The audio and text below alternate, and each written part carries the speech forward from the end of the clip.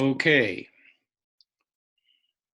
so I want to welcome people to the fifth episode of our Vygotsky seminar.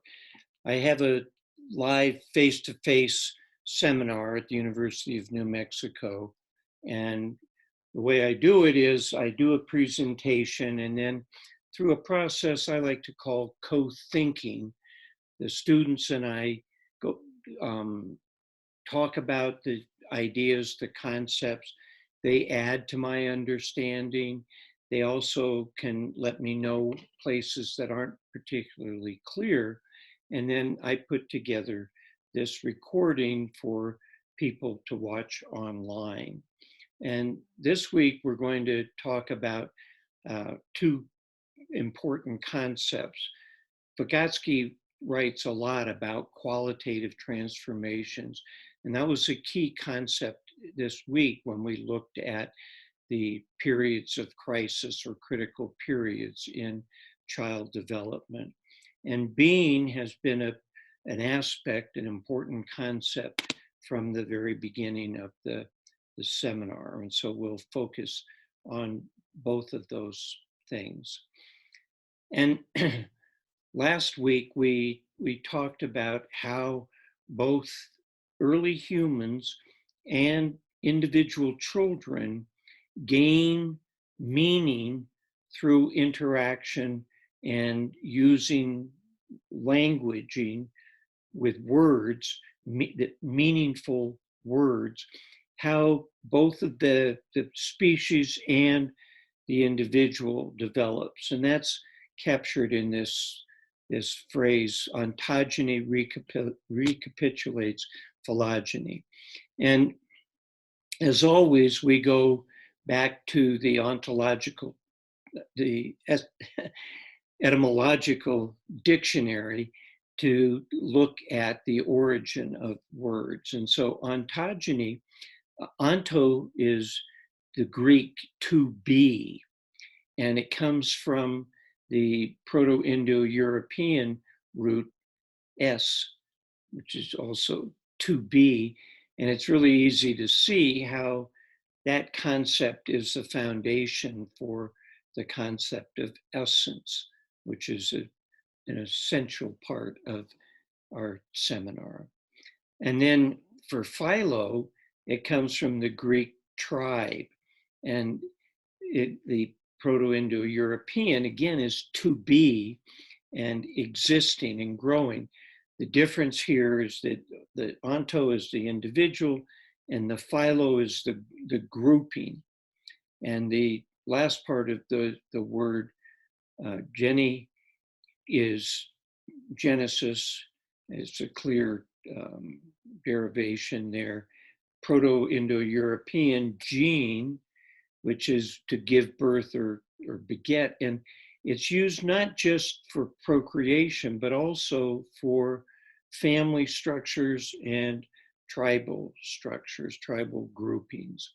And so those are those two words. And while the person who put this together, this concept, Haeckel, is talking about biology, in a few minutes, we'll talk about it in relationship to cognition.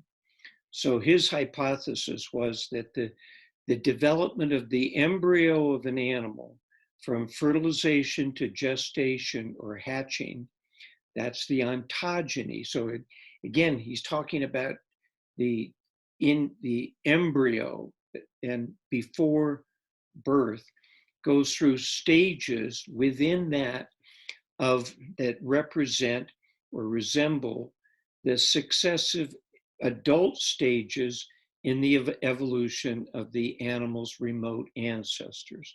So it's saying that what's happening with the embryo goes through the similar steps that the ancient ancestors went through as adults or led through adults. Well, he came up with the concept of phylum. And I wanted to focus in on this because there was something I found quite interesting when I was investigating this. And you can see how high up phylum is in the order. The top is the kingdom with animals, and then there's the fungi and plants. And then the phylum is the chordates, those that animals with a backbone. You can see how far down Homo sapiens is. But when I looked in Wikipedia and other sources, when they were talking about this concept of phylum, they said that this uh, Eichel got it from the Greek word meaning race, but the Greeks had no concept of race. And the Eichel used the German term Stamm, which they then again say means race. I did the Google Translate, and 10 different concepts came up under Stamm, and not one of them was remotely related to race. But it gives us a clear picture of how this concept just is invidious and comes into our language and our concepts. And it's a concept that has absolutely no scientific foundation. The idea that you can divide all of humanity up into 4 or 5 groups based on physical characteristics is absurd. The concept arose, the word race originally meant people with language, people who spoke a different language. But then when especially the Portuguese and the Spaniards invaded, colonized South and Latin America, they used a justification for the slaughter that they were committing against the indigenous populations, massive civilizations that had science, art, high culture, agriculture, architecture, and the calendar, mathematics, the writing systems. They were wiped out. And the justification for wiping them out and the murdering them was that they were pagans, that they did not believe in Jesus Christ as their Lord and Savior. And the purpose of Christ's teachings is to convert and people to Christianity. And the Spanish and Portuguese did that with their missionaries. But then how do you continue to justify the slaughter if they're now Christians? They're not pagans. And this is where the whole concept of race was constructed, that they were of a lower status. They were lower. They were inferior. And because they were inferior, it was okay to continue to oppress them and brutalize them. And the gold and the silver that was ripped off from these empires, these civilizations, that was the funding, that was the development of capitalism. That was the primary source of capital to build the factories and to build the industrial revolution. And so right from the start, the foundation is based on this exploitation. And so I thought it was interesting how this concept of race has come in, because I think it's important for us to differentiate the concept of race, which is not scientific, it has no foundation, and racism, which has been used by the rulers in this country to divide the population in order to continue to maintain their rule. And that racism is pervasive, from the colonialization, the brutalization, and the genocide of the native population here, the slavery, the importation of essentially slave labor from China and from Mexico. That's the foundation, and that racism is built into all of the institutions, educational, the media, and the legislative, the judicial. It's impossible to not be affected by it living in this country. And I think it's important to recognize the racism, but not to have this concept of race, which has no scientific foundation. So, as I was mentioning, cognition, and cognition is one of those terms that we use a lot, and we're not always sure about exactly the precise meaning. And we talked about it in the groups. And the reason we're talking about cognition is that we're now going to look at the relationship between ontogeny and phylogeny as far as cognitive development. And so the groups came up with this definition that cognition is the process of acquiring knowledge and understanding through thought, experience, and the senses. And here it's always important to, like we've done throughout, looking at the difference between the animal world and the human world. And so my contention is that the animal world does not have cognition because they don't have that understanding through thinking. That's a higher level of abstract thinking that comes with human languaging. So cognition then is this process of how we take all this information in and perceive it and then act on it. And so the task that was presented to the different groups is to look at how ontogeny recapitulates phylogeny and cognitive development.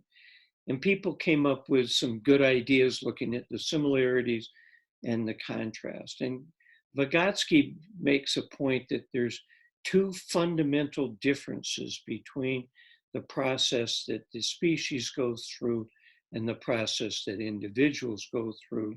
And that first difference is that the individual child has an existing language environment.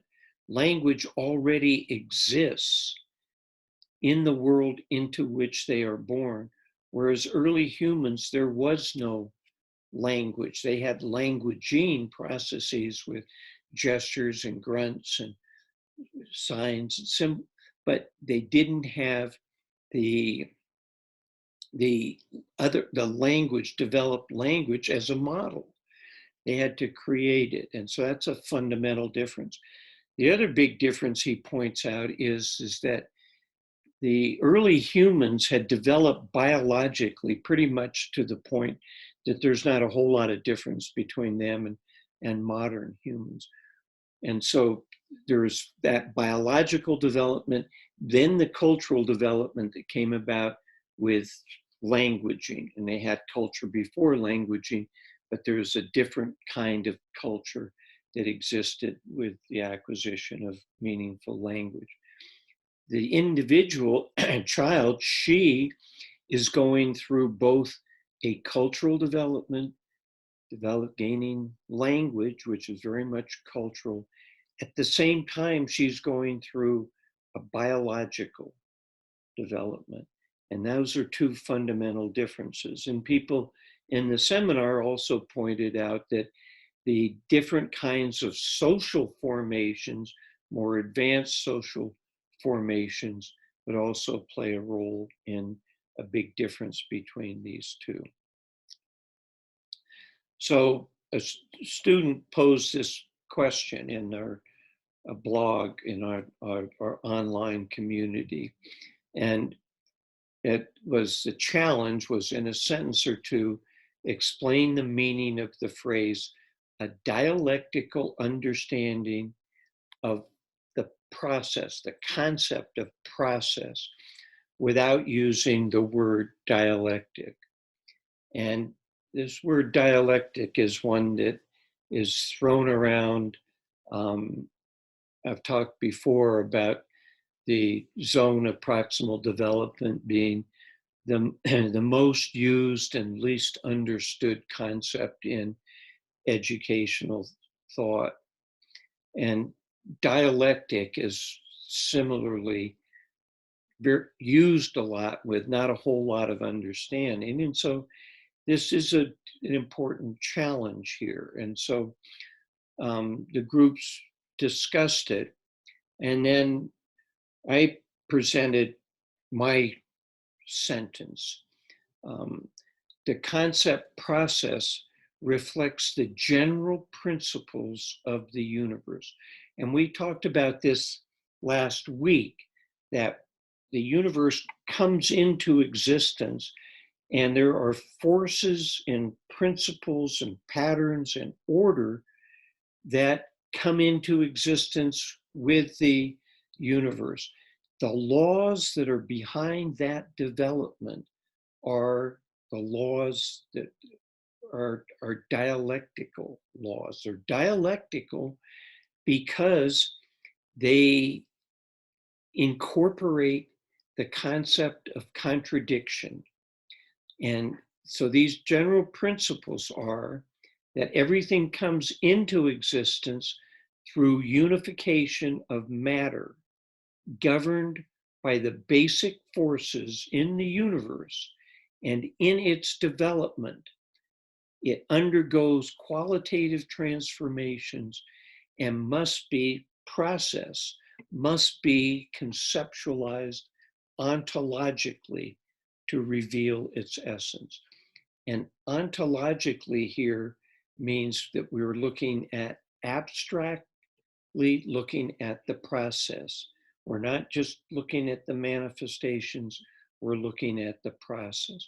So these laws of non-being, being, non-being is fundamental to the universe.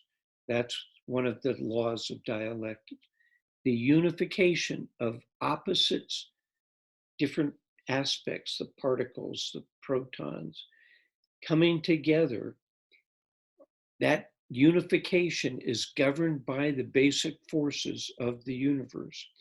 And then in developing the qualitative transformations, and this is key, that development is not just linear, it's not just evolution, it's revolution, that there's a fundamental change that brings about something new. And that's the qualitative transformation. That is dialectics there.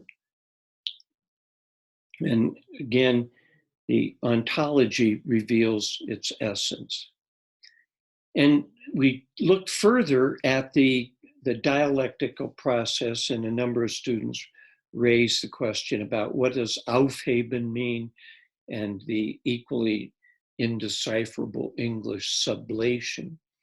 And there's the three conflicting, contradictory concepts that are captured in this one word. And it's not that this one word can mean one or two or three, it's that this word means all of these things.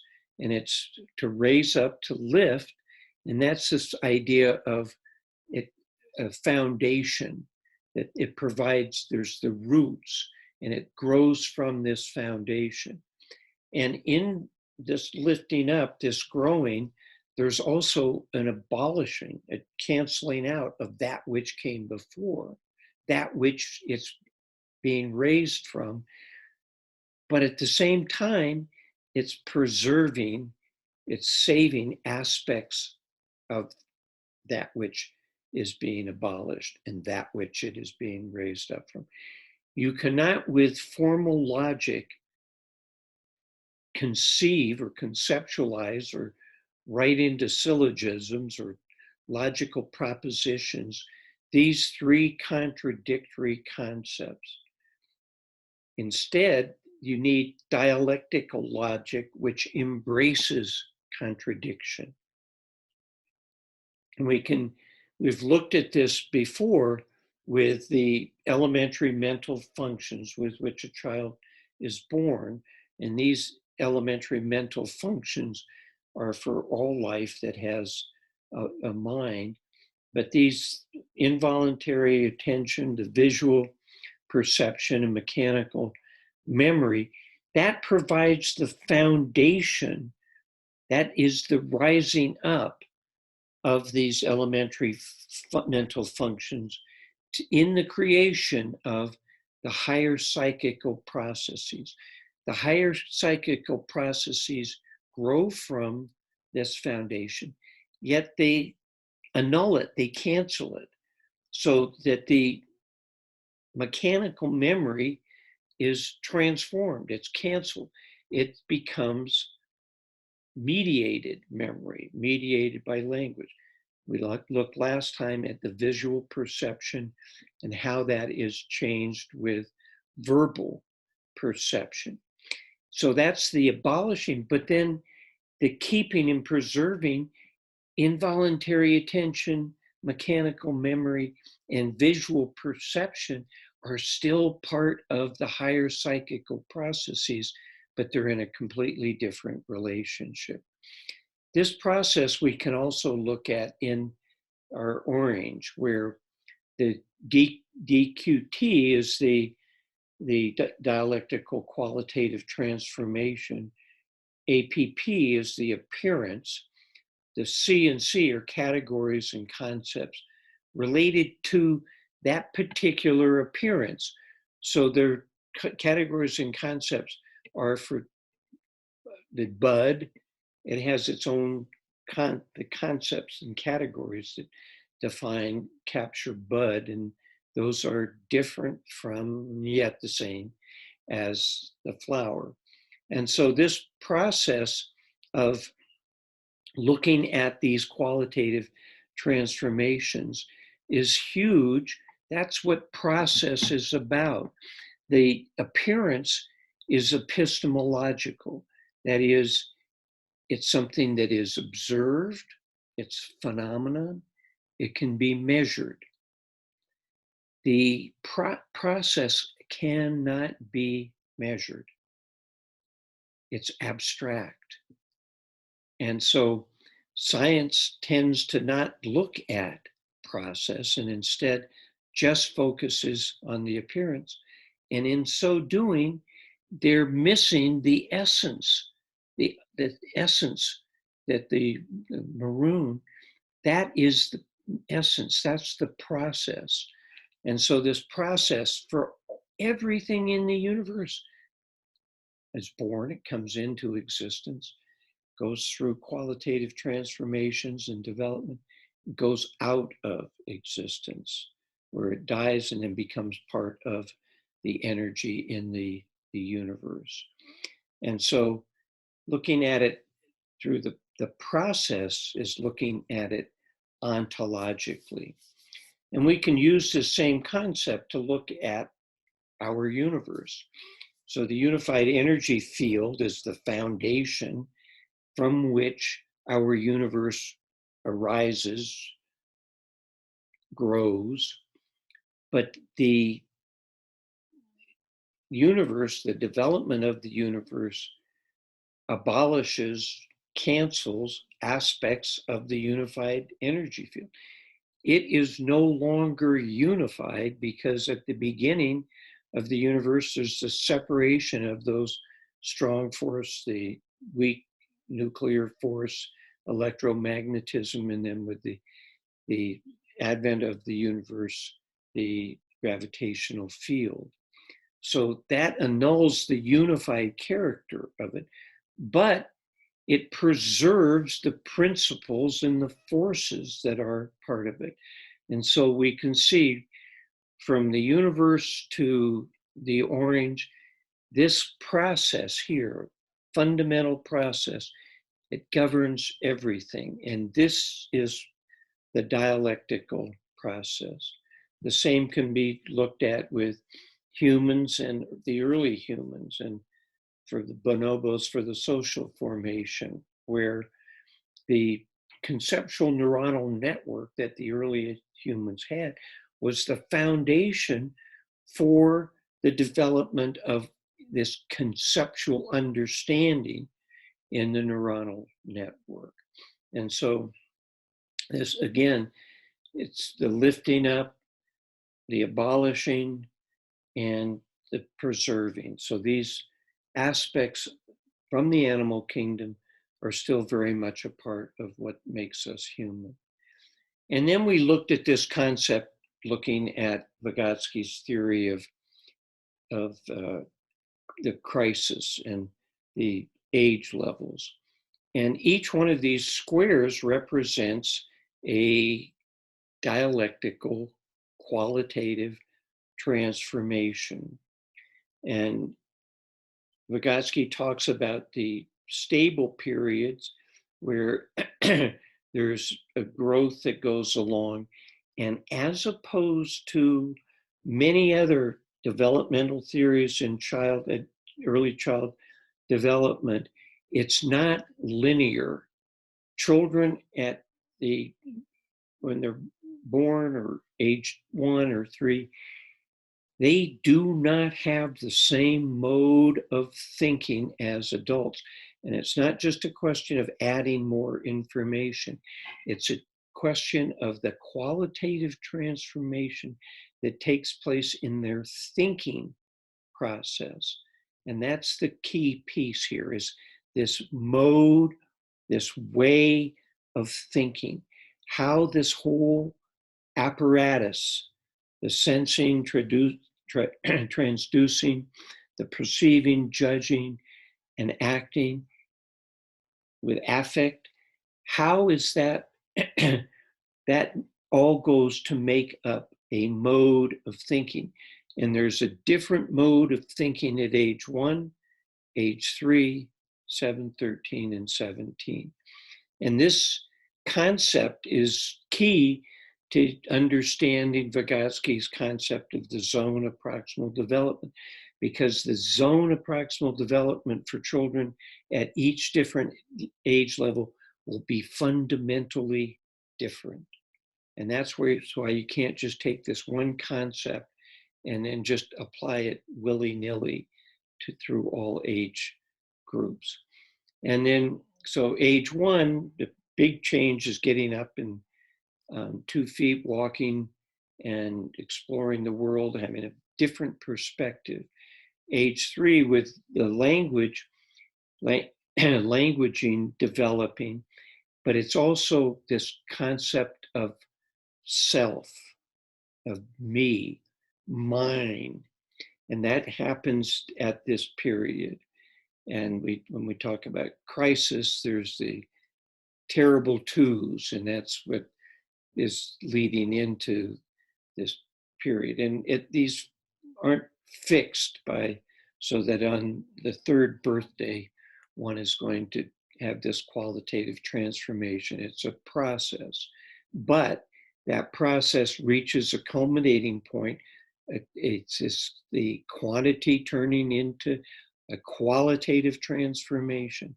And that qualitative transformation is a rearranging of the whole perceptual, conceptual system, the mode of thinking that the child has. And then going to school at Vygotsky says age 7, and that's when the time at which children went to kindergarten in the Soviet Union, and I believe they still do. But it's there that they're introduced to both academic concepts, the math and the literacy and other science concepts, but they're also introduced to a fundamentally different social relationship as they have to negotiate self and interactions in a fundamentally different way. And that academic concepts brings about a shift in thinking. And a student asked a question about, well, what if they don't go to school? Which was a very good question, because early humans, and for until just very recently, children didn't go to school. They participated in the community and the production in the community. And I was just over dinner this evening listening to a talk by Michael Tomasello, who's done a lot of work on child development, and especially in relationship to chimps. And I think that he doesn't distinguish between the chimps and bonobos, which is an important thing to do. But he studies the child development, and he was saying that it was at the age of 6 or 7, based on his research to a lot of different cultures, that it's at that age that children are expected to take on more tasks of participating in activities, whether it's in the field or the cooking or pottery or tool making or domestication of animals. They take, and in taking those on, are introduced to the concepts that are behind whatever techniques are being used in the production.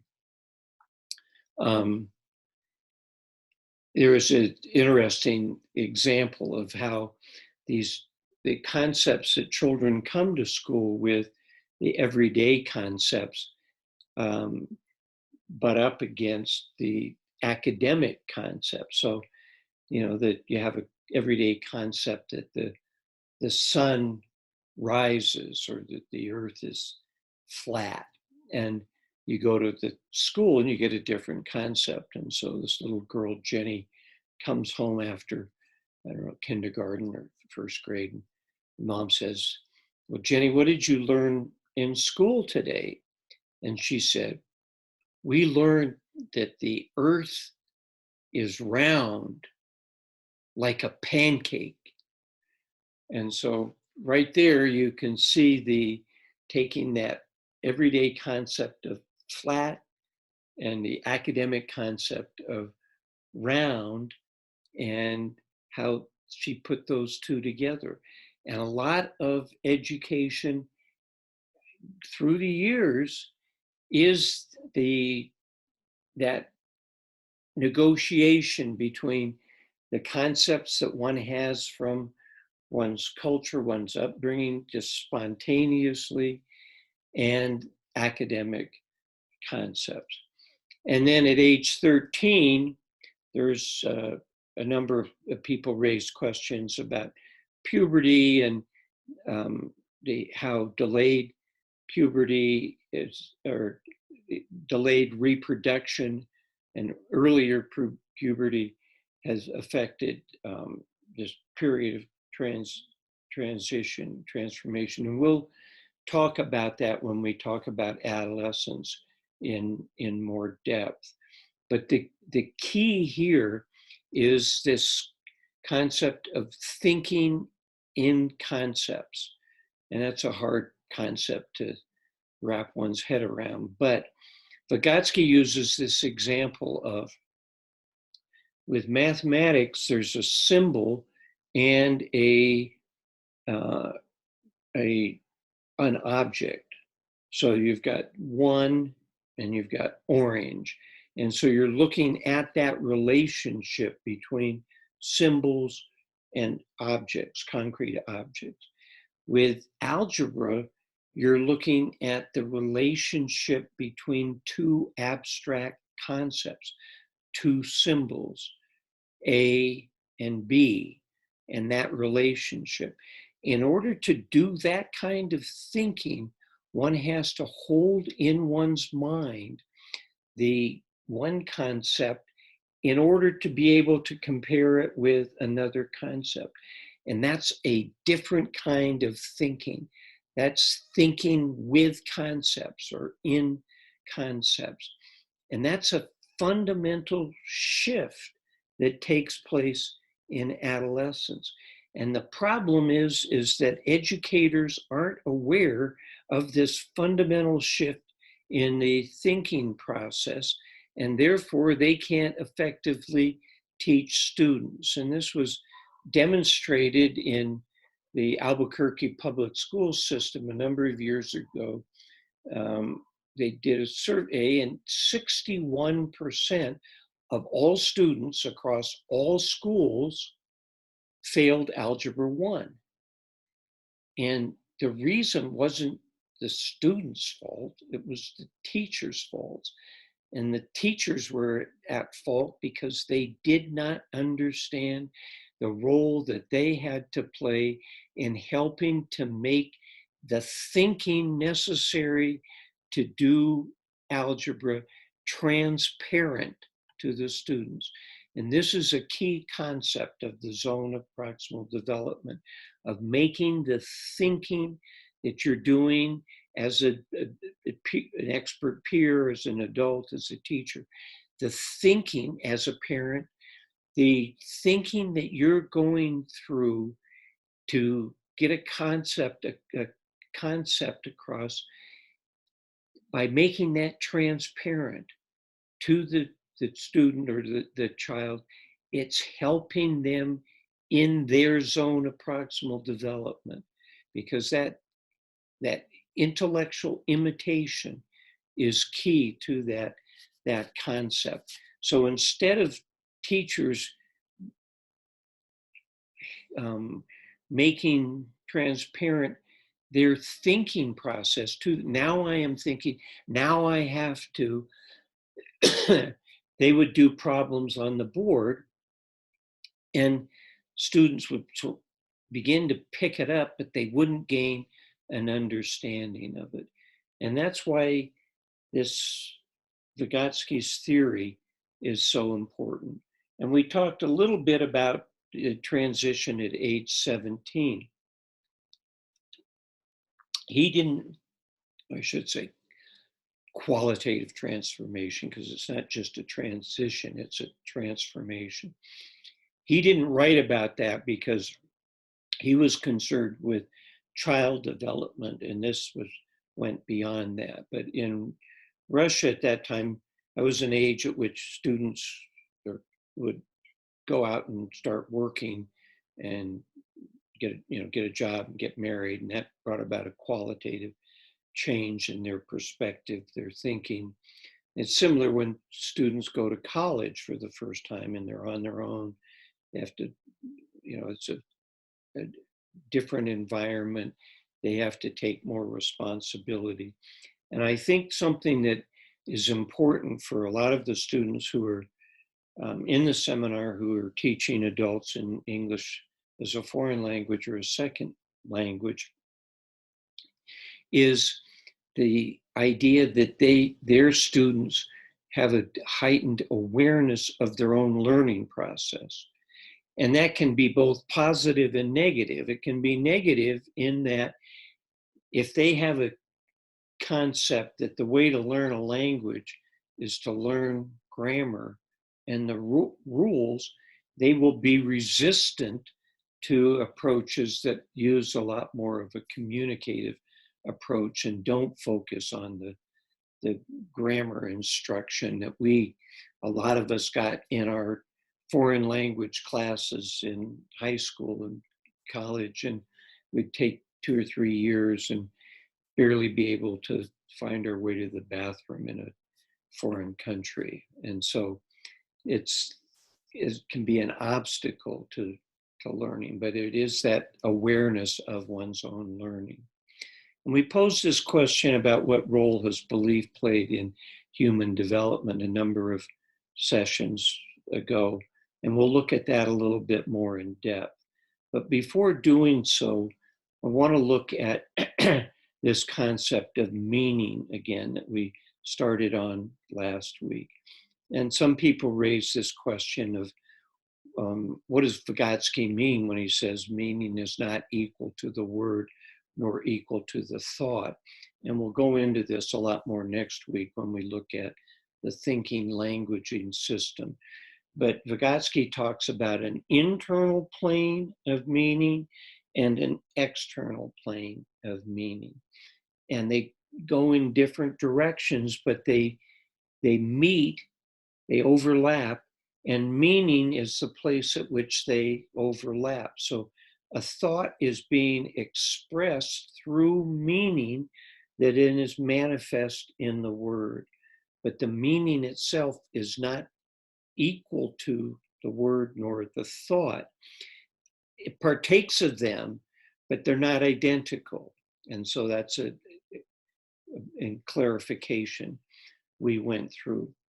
And then we looked at this concept of being that is inherent in meaning. And we discussed this a bit, and it's a difficult concept. The idea is that when the rock, these sound waves represent a rock, it's freeing the humans from the fixed visual field. That is, that their visual perception isn't the determining factor in their cognitive process. Verbal perception becomes the key thing. It doesn't mean visual perception isn't still very important, but it's the verbal perception. That verbal perception takes an object like a rock out of this, Vygotsky talks about the diffused whole scene in the field of vision. It takes it out and gives it an existence. It exists separately. All objects in the environment then begin to have meaning, and in having that meaning, they have existence because they have a past. You can, with the concept of being, of meaning, there's being is part of that concept. So the rock's existence is part of the meaning because it has a past, a present, and a future. It exists. It's a process. And that process is its being. There's not a full awareness of that being at the beginning, but if it's this, I believe, is the cornerstone for human consciousness. This concept of being that's part of meaning. And with the being, this is why we've focused so much in the seminar on being, starting with Heraclitus, and he looked at being as logos, and it didn't mean the word, it meant nature, it meant all of nature, it meant the universe, it meant the being that exists in the universe. And we saw that with Spinoza, how he looked at the universe and being, that the fundamental part of the universe is being, that being is manifest in all matter, so that orange has being because it exists. And so understanding this concept of being is huge for human development. And that awareness starts off, all animals have awareness. And I think this is a sort of the foundation for consciousness. Awareness is the ability to survive in their environment so that you are aware of this information that's coming in, and that awareness leads you to the perceiving and to activity for survival. That's awareness. That's the foundation for consciousness, not human consciousness, but a consciousness that's in that awareness. So with meaning, there's an awareness that an object has being. There's a next step is the awareness of being.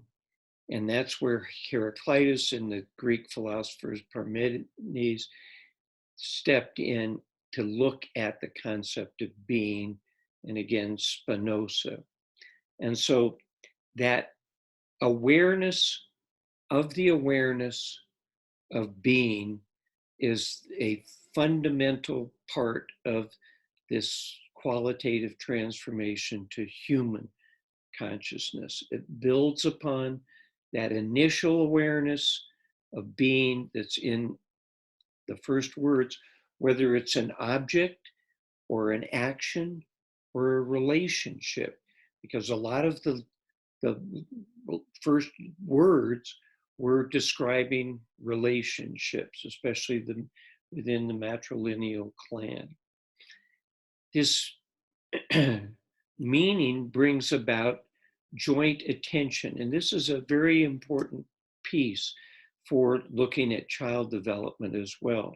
That joint attention, the word draws attention. This is your bottle. And so that attention is on that object. That joint attention is what leads to mutual understanding, so that the communication of these sound waves, bottle, then is mutually understood by the caregiver and the child as representing this particular object. And having that kind of joint attention brings about joint goals and then joint collaboration, which is huge for the social formations that humanity comes up with. And those social groupings also have being, so that when you can put a word on a grouping, a tribe, or a family, that then gives that social formation, organization, being. And then you understand it as an entity. And this is very important in the development of the human social formations, because there's this conflict between the individual need and the social need. And how that's negotiated is key for development of morals, mores, codes, laws, ways of existing, ways of being. And that's where religion and those beliefs played a very big role. And then in communication, you become aware that you're communicating to another individual. You become aware of that other individual's existence.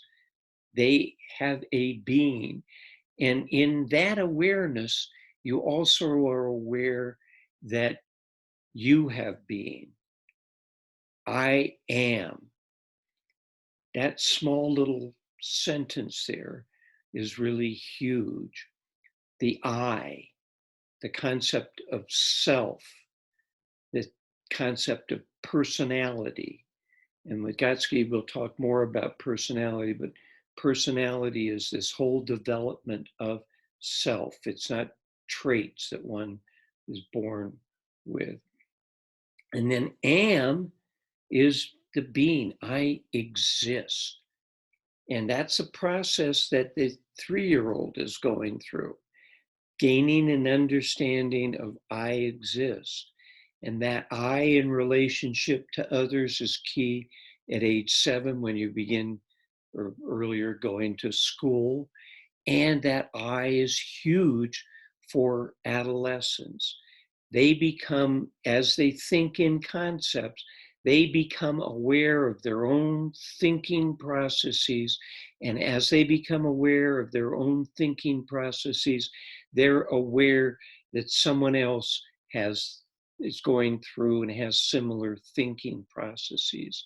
And that's where the relationships in adolescence change fundamentally, because of this shift in their way of thinking and their recognition of the I. Marx and Engels in their German ideology tie this all together. And they write, language is as old as consciousness. Language is practical consciousness that exists also for other humans. And for that reason alone, it really exists for me personally as well.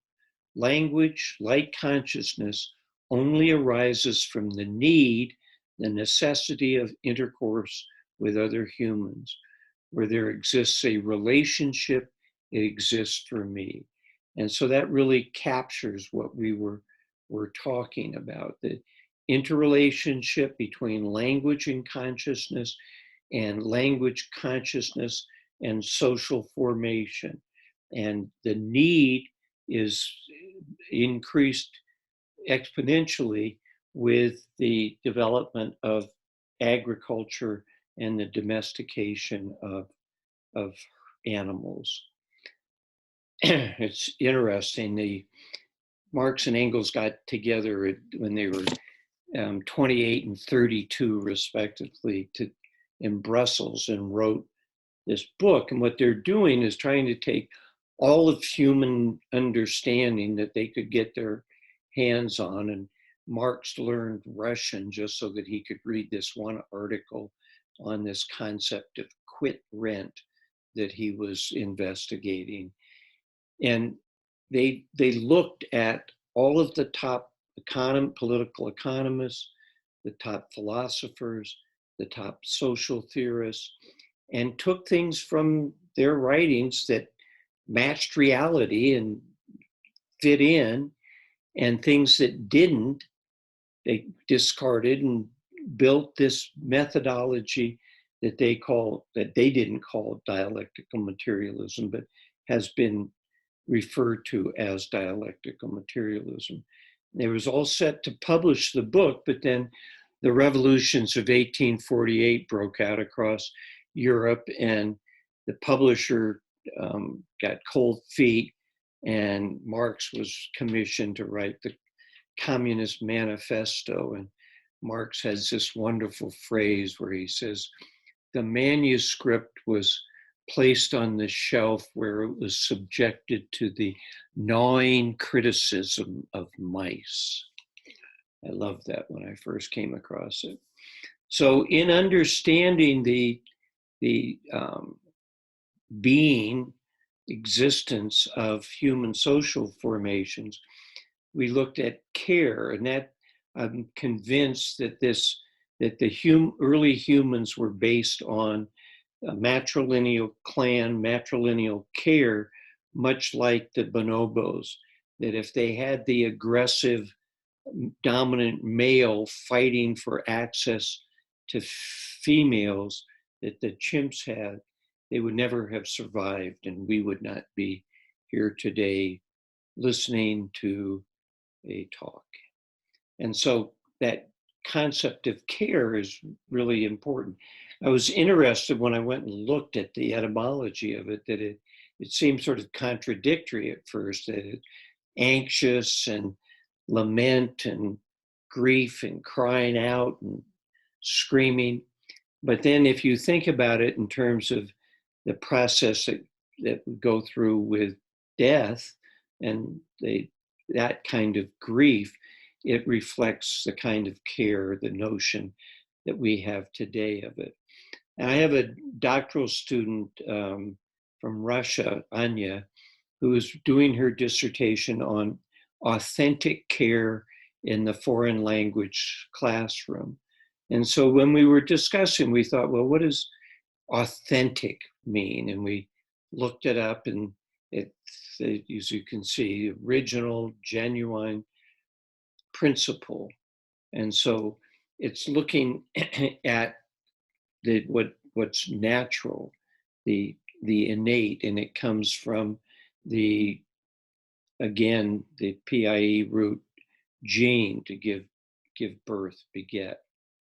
And so this concept of authentic care is also very important to teaching, all teaching. And I think that's when I've talked in the past about making a human connection.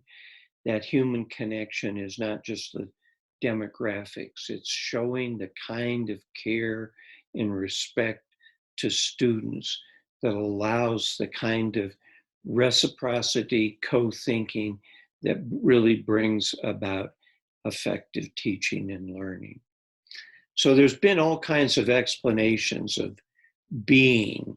One of them was magical thinking, that if something grows or something happens in nature and something else was taking place coincidentally, that coincidence is viewed as causing that event. And it's similar to me putting on a particular t-shirt when I'm watching the Denver Broncos and thinking that my wearing that t-shirt is going to affect the outcome of the game. That's magical thinking.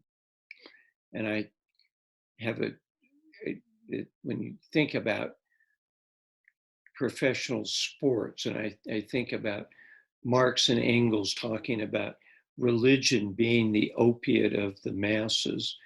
And then nowadays, professional sports and entertainment serve as that opiate. So millions of people are sitting worried and talking about and concerned about highly conditioned athletes putting on their armor and going out and doing battle and inflicting bodily harm on others and themselves to the roaring approval of 100,000 in the stadium and millions and many millions watching. And these athletes are all making huge amounts of money, and the billionaires are making huge amounts of money.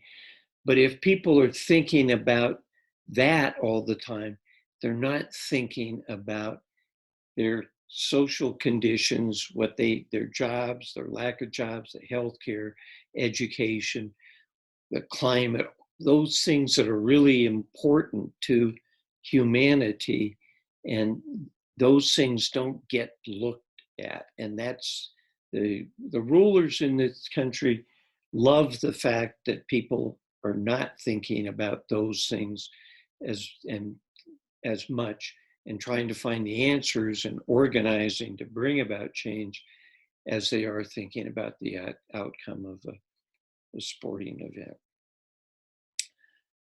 So when we think about being, the concept of spirit, that these inanimate, animate objects have being, is an important one. And Natalia, another Russian student of mine who's been very helpful in digging into the Russian to help me to understand what the real concept was that Vygotsky was getting at, put together this slide for me.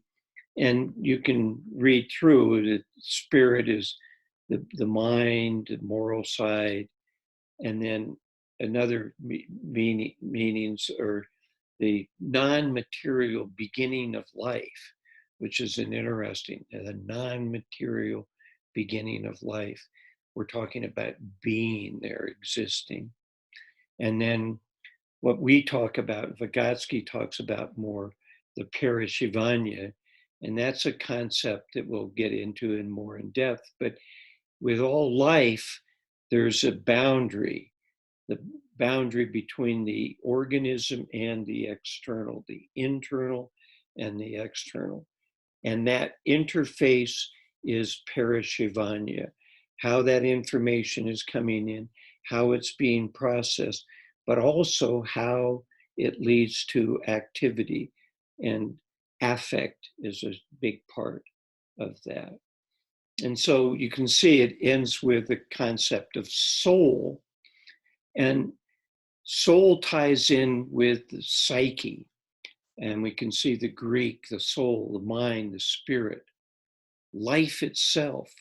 And then the way that we're using it, Vygotsky's using it, is this understanding, the mind, the faculty of reason. And it's interesting, the PIE root is this blow. It's the breath of life. It's the life force, the vital force comes through the psyche. And and we're using it to refer to that which humans have, because they have languaging with meaning. And then it's interesting to look at belief, where in the 12th century it became a faith and religion. But if you go back to the PIE, to care, desire, to love. And so finally, we looked at, and we're going to continue looking at, religious explanations of being. And this gives a breakdown of the world's main religions, with Christians at 32%, Muslims at 21%, Hindus at 13%, Buddhists at about 6%, other religion, many indigenous religions at 12.5%, and then the non-religious at 14%. And this shows a distribution, with the light blue being mostly the Roman Catholic, and the darker red, the Protestant, and then the Eastern Orthodox up in Russia and beyond. And then the Sunni and the Shia, we can see in the darker green, and the maroon, the two different strands, belief systems, organized religions of the factions, but Sunni and the Shia, and there's conflicts there. Then the Hinduism in India, and then the Buddhist in the far and near East, and then in Africa, a mix of the Muslim, Christian. And there's, what we decided to do was to divide up into 6 groups. And Judaism is in there because Jewish thought is fundamental for Islamic thought or Muslim thought and Christianity. And even though they only Jews make up 2.2% of the population, their influence has been tremendous, as reflected in this seminar, with 3 central peoples, Spinoza, Marx, and Vygotsky, all being Jewish. And then each group is going to take a religion and then put together a slide or 2 that they'll present next week, that looks at the origin of the religion, its view on supreme beings, its story that creation, myths or narratives, what happens with death, who are the prophet or prophets, and is there an immortal soul, and then the basic teachings. And so that's where we will look at the beginning of next week, and then we'll go into the thinking languaging system, which is fundamental. So until next week, I hope everybody enjoys themselves. I will end it here.